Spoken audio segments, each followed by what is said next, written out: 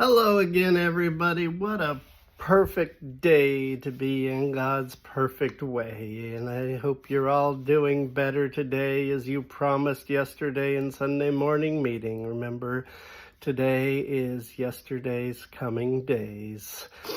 And so we're grateful, aren't we, that we can be in a perfect way and that we can defend all sorts of criticism and justifiable condemnation of our practices and our doctrine by simply saying the way is perfect. And we know our way is perfect, and that's why we are the only ones who know God and have a relationship with God and any sort of spiritual fulfillment, any sort of hope for eternal life. And that as 0.00001% of the population, we're truly lucky to be the only ones.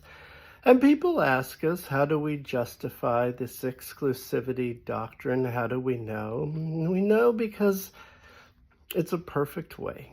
Isn't that nice? And it's a perfect way because we follow the Bible, at least certain parts of it. And one of the things that makes our way so perfect is the way we follow Matthew 10. And we follow exactly, mathematically, 32% of what Jesus commanded his disciples in Matthew 10. And so it might be nice to read through Matthew 10 again to remind us why we're in a perfect way. And so we'll begin with verse 1. And this is after Jesus was resurrected, about 1,850 years after Jesus was resurrected, when he called William Irvine forth to start this perfect way, and people could finally start knowing God and going to heaven. And we're grateful we were born after that, not before that. And so verse 1 says, "And when he called unto him his workers, he gave them power against the professing people with the wrong spirit, those who questioned or criticized, and the power to cast them out from meetings, and also to cause all manner of mental health issues and chronic diseases. Now the names of the 12 apostles were these: the first, William Irvine, and Edward Cooney, and George Walker, and Sam Jones, the writer of new hymns. And later there was Howard Mooney, and Willis Propp, and Eldon Tenniswood, and Jerome Frandl, who went to jail but remained in God's favor. Larry Taylor, the wannabe influencer, and Dean Brewer, who ruined it for everyone. These 12 Jesus sent forth and commanded them, saying, Go not into the way of common sense and decency, and into any sound morality enter ye not.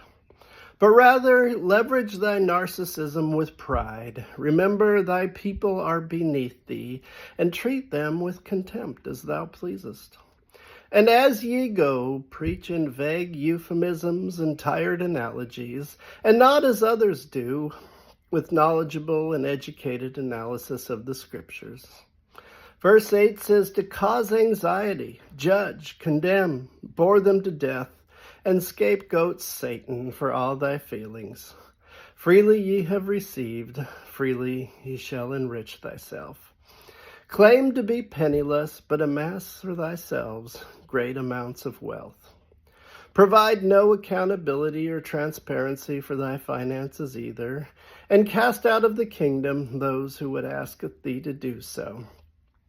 And into whatsoever city or town ye shall enter, inquire who amongst them haveth power, and much treasure laid up in earthly banks, and therefore endear thyself unto them, and grant unto them thy conditional favor. And when ye come into a house, inquire immediately about the Wi-Fi password, and giveth unto them thy dietary restrictions. And if the house be worthy, suffereth the little children by making them sit through long, boring Bible studies over breakfast. And whosoever shall not receive ye, nor hear your words, dismiss them as not having an honest heart, and also saith unto others about them, they shall go unto hell.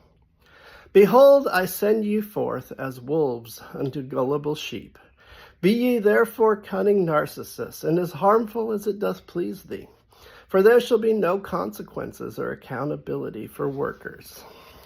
Yeah, it's just a couple more verses here. And unto young workers, especially the sisters, give unto them thy spiritual, verbal, and emotional abuse. Treat them with contempt as if they are lower than the dung of servants, and give no thought to a turnover rate of workers of 80%. But beware of those that would seek to hold thyself or other workers accountable for sexual, emotional, spiritual, or physical abuse. For if thou shalt try to cover any of these up, they will deliver you up unto councils, and will scourge you in their synagogues. And ye shall be brought before aggrieved friends, the IRS, and the FBI for my sake. But when they deliver ye up, take no thought to their suffering. Dismiss them, gaslight them, call them liars. For it is the spirit of your narcissism and the lust for power that shall guide ye. Thank you. And remember, like, subscribe, and stay off the internet.